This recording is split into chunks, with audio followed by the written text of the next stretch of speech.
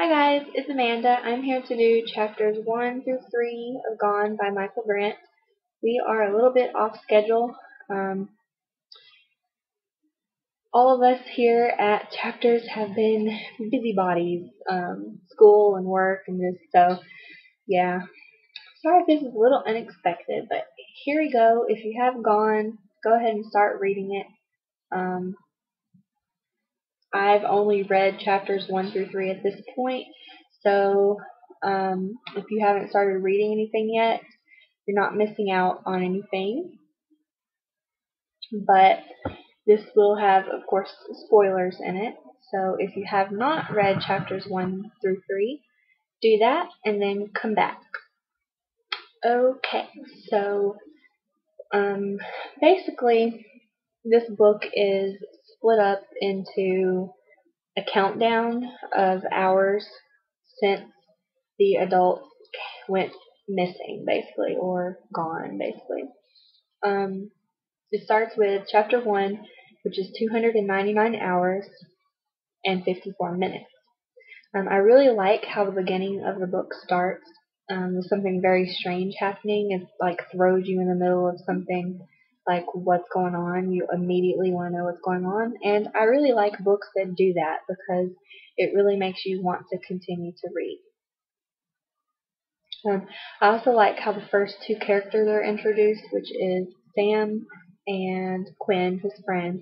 They're sitting in a history class and suddenly their teacher just disappears. So this automatically grabbed my attention and made me want to find out more. So the class is basically stunned, as anyone would be, and it really opens up this mysterious plot right from the beginning, and I love books that do that, so this is awesome so far. We're introduced to Perdido Beach, I guess is how you say it, and Perdido Beach School.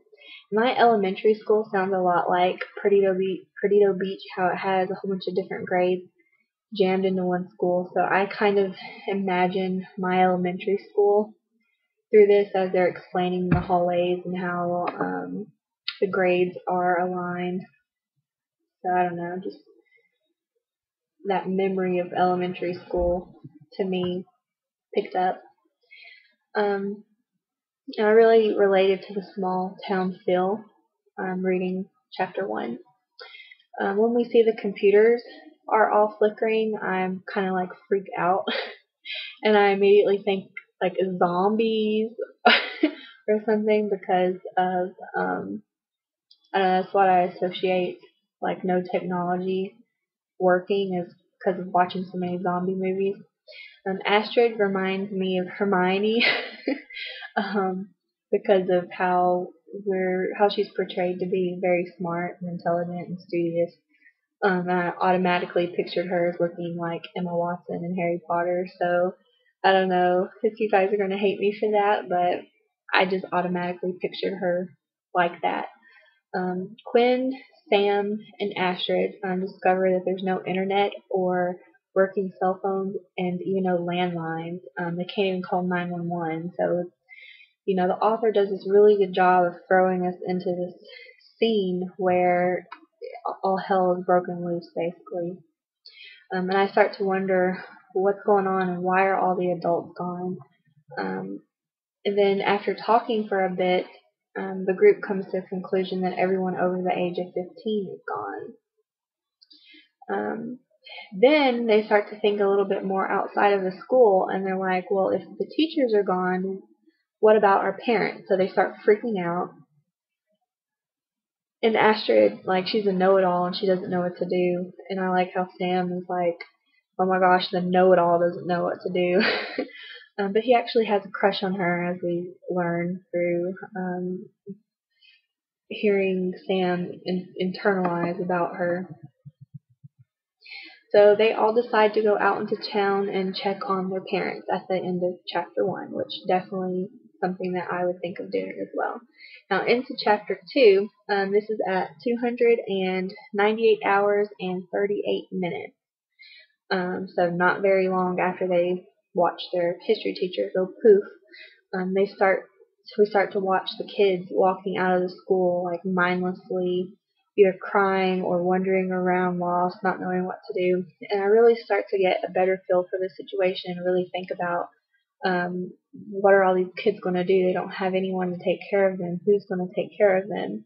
Um, and I think of the babies who are kind of just left stranded. Like, who's going to take care of the babies? I mean, those babies are going to die because you can't just leave a baby unattended. I mean, they can smother themselves, they land on their face or something. I mean, I'm just thinking all kinds of terrible things at this point. And immediately my instinct to mother kicks in at this point because I'm like, okay, gather up all the kids in one place and have the older kids take care of the younger kids until we find out what's going on.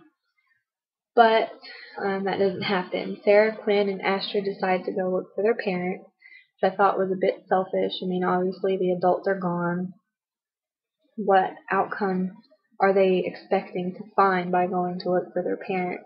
Of course, I'd still go look for my parents because obviously I want to see if my parents are okay, but what about those babies at the daycare? I mean, that's kind of crazy to just be like, oh, they're not our responsibility.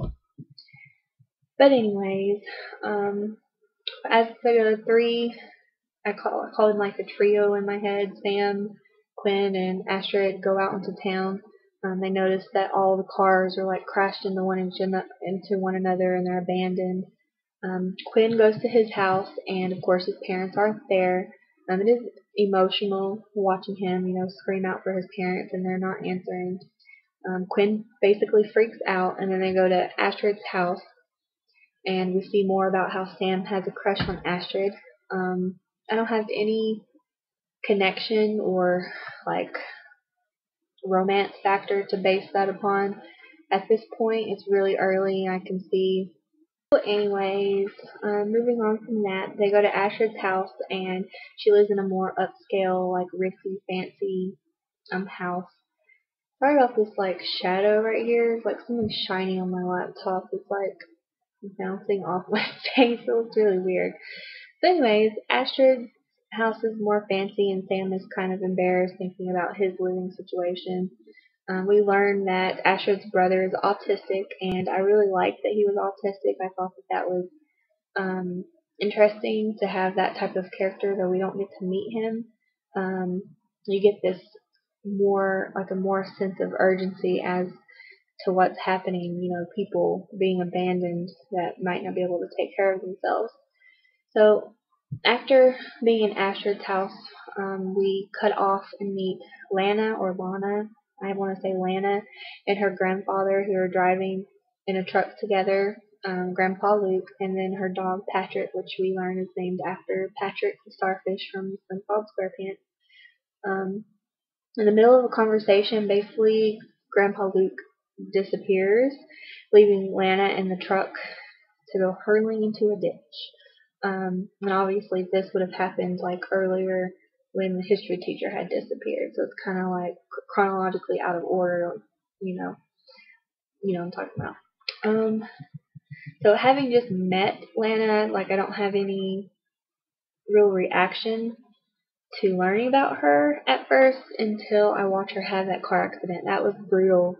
Watching her get squished in that truck and how mangled and twisted her body must be, the way it's described was terrible and very painful sounding. I was immediately drawn to saving her life, and I really thought that was smart of the author to throw this other character in there, but I don't really know where we're going with this new character. But she's practically dying, and her dog stays with her. So we'll see what's up with Lana, and how she plays a role in this story. I've only read up to chapter 3, so I have no clue. So we'll see. I try to predict things even though I shouldn't, so I'm just going to leave it alone. Okay. So in chapter 3, it's 298 hours and 5 minutes. So it's really not that long after the initial disappearance of the history teacher. We're back to Sam, Quinn, and Astrid, and they run into 2 kids and tell them to go to the plaza, I'm guessing like an outside mall type area. Then they go to Sam's house, which is a bit dilapidated and kind of like in a poorer side of town. And we learn that he doesn't know his father, that he, kind of went away when Sam was young, and that his mom works a lot. And basically, this is when things start to get confusing for me because I don't know what's going on. We learn that Sam hates the dark and he can like create light or something. There's like this light in his closet that he controls, I guess. I don't know. I really don't know what's going on with that at this point. We'll see. I'm not sure where it fits in the setting. I'm not comprehending. I'm not connecting anything at this point, and it's only up to chapter 3, so I don't expect to know all that much information. But it's just very mysterious and puzzling, and what's going to happen. Sam finds his mom's diary that also doesn't make much sense to me. It's like a lot of coded names in it. So yeah, I don't really know what she was talking about. She was like, something happened again last night and I could get fired. So it's immediately like, what's going on with Sam's mother? Does it have anything to do with how all the adults are gone? We'll see. So chapter 4 will be tomorrow, and I believe that's going to be Martha. Bye, guys.